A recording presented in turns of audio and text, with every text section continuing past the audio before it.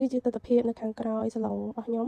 ហើយជាម្ចាស់សិតតែសម្រាមតែម្ដងពិសេសគឺអាវ៉ាវ៉ាន់តែកូនខ្ញុំតម្លាក់ហើយនេះខ្ញុំសូមណែនាំជាមួយនឹងម៉ាស៊ីនបូមនិយាយទៅម៉ាស៊ីនហ្នឹងគឺងាយស្រួលមែនតើហើយម៉ាស៊ីនហ្នឹងដែរគឺយើងអាចបូមជាមួយនឹងព្រំបាត់នឹងក៏បានឬមកក៏នៅលើឥដ្ឋក៏បានដែរចំពោះកម្លាំងបូមរបស់វាហ្នឹងគឺមាន3មានលេខ1លេខ2លេខ3អញ្ចឹងបើសិនជាអ្នកទាំងគ្នាចង់បូមរៀងខ្លះយើងដាក់លេខ3មកហើយចុចកន្លែងហ្នឹងមកគឺវាធ្វើការបូមឲ្យយើងតែម្ដងអញ្ចឹងមុននឹងបូមខ្ញុំសូមរើ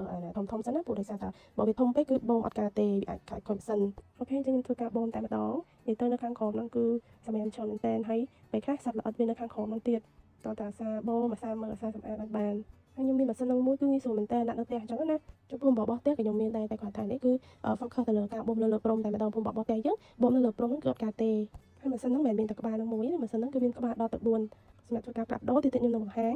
អូខេនេះបន្ទាប់ពីខ្ញុំបានបូមហើយខ្ញុំដាក់សាឡុងចូលទៅវិញកូនខ្ញុំគឺអាសានៅលើសាឡុងហ្នឹងមែនតើតែយើងទៅមើលដីបន្ទាប់ពីបូមហើយនិយាយទៅនេះគឺខ្ញុំបានដកម្ដងហើយណាហើយបន្តមកបានខ្ញុំបូមម្ដងទៀតគឺថាដីច្រើនមែនតើចំពោះកន្លែងដកដីហ្នឹងគឺគាត់ឲ្យយើងចុចកន្លែងហ្នឹងមកគឺវាធ្វើការទម្លាក់កន្លែងដីហ្នឹងឲ្យយើងតែម្ដងអូនិយាយទៅដីគឺច្រើនមែនតើអានេះខ្ញុំអត់សូវបើកប្អូនចោលបើបើកប្អូនចោលទៀតដីនឹងកម្រាស់ប៉ុណ្ណាទេហើយការបូមព្រំខ្ញុំថ្ងៃហ្នឹងក៏ទទួលបានដីចឹងដែរនេះអ្នកនរឃើញទេនិយាយទៅដីវាកញ្ញាំងអញ្ចឹងណានិយាយទៅសក់ឲ្យបលទូទួយគឺវាចូលតាមនឹងដែរអានេះខ្ញុំសូមបង្ហាញក្បាលម្ដងណានិយាយទៅក្បាលវាគឺមាន4ហ្នឹងហើយនេះក្បាលលក្ខណៈយើងបូមកន្លុកកលៀតអីអញ្ចឹងណាហើយមានជ្រះទៀតអញ្ចឹងយើងចង់ដាក់ជ្រះមុខក៏បានអត់ក៏បានអានេះគឺចឹងដែរយើងចង់ដាក់ជ្រះមុខក៏បានយើងដកវាចេញក៏បានដែរចំពោះអានេះវិញគឺយើងអាចបូមនៅលើពូកសាឡុងអីអញ្ចឹងណានិយាយទៅគឺវាមានមុខងាររបស់វាមួយសម្រាប់ឲ្យអ្នកទាំងគ្នាធ្វើការប្រើប្រាស់និងផ្លាស់ប្ដូរទៅតាមតម្រូវការនេះគឺជាក្បាលម៉ាស៊ីនរបស់វាដែលអ្នកទាំងគ្នាធ្វើការផ្លាស់ប្ដូរអញ្ចឹងណានិយាយទៅការលាងសម្អាតការដកការអីនោះស្រួលមែនតើចំពោះនេះវិញគឺជាជើងបញ្ឈរដែលយើងអាចបញ្ឈរម៉ាស៊ីននៅជាប់ជាងបានណាតែដោយសារតែខ្ញុំអត់ទាន់បានស្វាដាក់ជាងចឹងខ្ញុំប្រើវាធម្មតាសិនចំពោះអ្នកដែលចង់បានម៉ាស៊ីនហ្នឹងគឺអាចទៅតាម page IG នេះបានណាអរគុណច្រើន